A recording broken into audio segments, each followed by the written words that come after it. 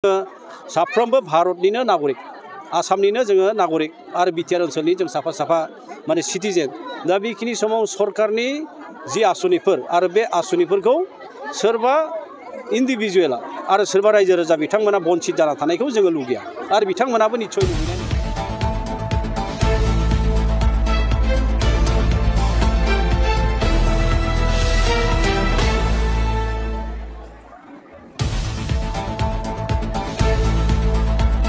गिबियावनो नोंथांमोननि जि चेनेल आरो बे चेनेलनि दारै इंराजि गोदान बोसोर आरो जोंनि बर'फोरनि मागो दमासिनि गाहाम हामग्लायनाय आरो अननाय गासैबो बिटिआर रायजो आरो आंनि समस्तिनि साफ्रोम रायजो राजा बिथांमोन आरो इउपिपिएल दोलोनि साफ्रोमबो बिबानगिरि बिथांमोननो जासिग्रोनाय थाबाय।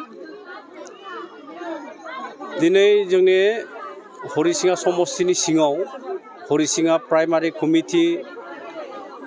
बिथांमोननि बानजायनायाव गिदिरथार बेबायदि आरोबाव जोङो जयनिं प्रग्राम लानो हादों आरो जाय जयनिं प्रग्रामाव बिसेसकरि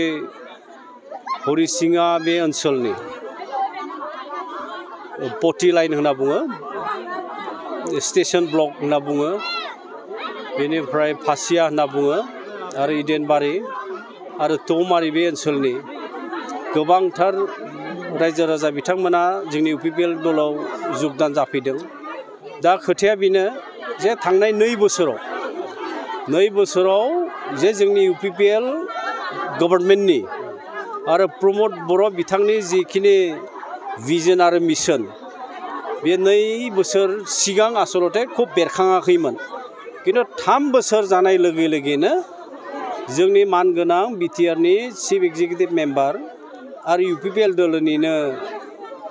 आफादगिरि प्रमद बर' बिथांनि जि मिशन आरो भिजन आरो नैबे 1 बोसोराव जाखिनि रायजो राजा बिथांमोननि कारणे जा मोजां खामानि मावबाय आरो बियो गोसारजोब्बाय जोंनि बिटिआर ओनसोलाव जे मोजां खामानि जिहेतु इउपिपिएल गभर्नमेन्टआ मावदों अनसुंथाइ जाफोर होनांगौ गासैबो प्राय माने मोनजोबदोंआनोसै अरुणोदयनिफ्राय लानानै पिएमअएनिफ्राय लानानै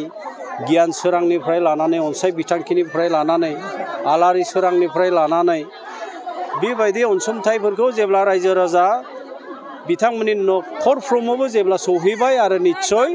जे प्रमद बर' बिथाङा मोजां बेबायदि खामानि मावदों आरो बेखौनो रायजो राजा बिथांमोना मोनथिदों आरो फोथायदों जे फैबाय थानाय समाव बेबायदिनो जुदि 3 बोसोरावनो एथ' मोजां खामानि जुदि मावबायब्ला भबिष्यत जाय बिथांमोनानोखि गुबुन दोलोफ्राव दंमोन बिथांमोननि भबिष्यतआ उज्जवल जानाय नङा आरो बिथांमोना सरकारनि जि आसनि आरो बे आसनिनिफ्राय गोजानाव थागोन बन्चित जागोन आरो बेनिखायनो जिहेतु जोङो साफ्रोमबो भारतनिनो नागरिक आसामनिनो जोङो नागरिक आरो बिटिआर ओनसोलनि जों साफा साफा माने सिटिजेन दा बेखिनि समाव सरकारनि जि आसनिफोर आरो बे आसनिफोरखौ सोरबा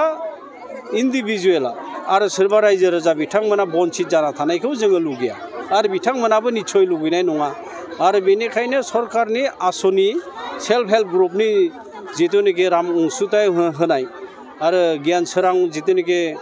रां अनसुंथाइ होनाय अनसाय बिथांखि जि रां अनसुंथाइ होनाय आलारि सोरां जि मन्दिर आरो ब्रह्म मन्दिर बाथौ मन्दिर बेबायदिनो धोरोमनि माने थानसालिफोराव होनाय बेफोरनिफ्राय जाहाथे बन्चित जानानै थाया आरो बिथांमोना बेखौनो मोजां नुहरदों जे इउपिपिएल जि प्रमद बर' दैदेननाय जि सरकार आरो बे सरकारा गमामायैनो बे ओनसोलाव मोनसे सान्थि आरो डेभेलपमेन्ट लाबोनायजों लोगोसे रायजो राजा बिथांमोननिबो डेभेलपमेन्ट आरो उन्नति मावगासिनो दं बेखौ नोजोर बोनानै लोब दिनै हरिसिङा प्राइमारि कमिटिनि बानजायनायाव बे गिदिरथार मोनसे जयनिं प्रग्राम